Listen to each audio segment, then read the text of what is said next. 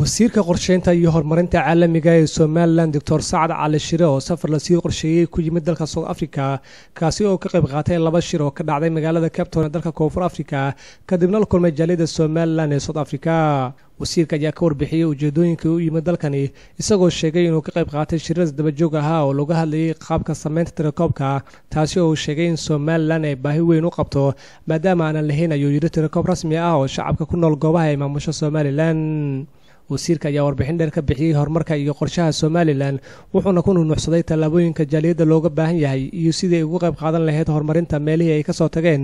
isagoo ku gubaabiyay dhalinyarada inay waxbarashada xoogga saaraan taasi oo sheegay in berito ay ku difaaci karaan dalkooda iyo diintooda. halkan waxaan u inaan ka qayb galo laba shirka ugu horeeya waxa qaban qaabiyo qolo la yiraahdo Africa Symposium on Statistical Development waa shirkoodii toddobaad buu ahaa. sanadkan waxa aad iyo aad culayska loo saaray amba focusku wuxuu ahaa civil registration waxa la yiraahdo amba sidii loo diiwaan gelin lahaa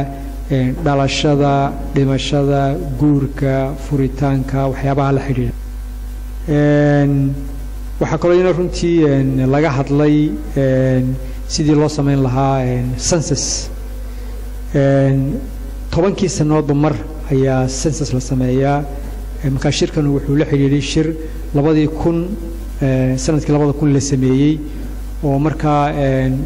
lagu talagalay wadamada Afrika oo dhami ay wada sameeyaan census. miyaa guud jaaliyada Somaliland ee South Africa Maxamuud Suudani ayaa isagana dhankooda warbixin ka siiyay wasiirka qorsheynta isagoo miiska saaray wax walba ay shacabka Somaliland ugu baahan yihiin madaxdooda isla markaana ka codsaday in si degdeg loogu jawaabo baahidooda. waxa aad iyo aad runtii aad moodaan inuu ugu yar liito ama aan dawladda Somaliland aanan inta badan ka helin xiriir siyaasi inkastoo aanu la xiriirnay diaspora agency xafiiskeeda waxyaabo badan aanu ka wada hadalnay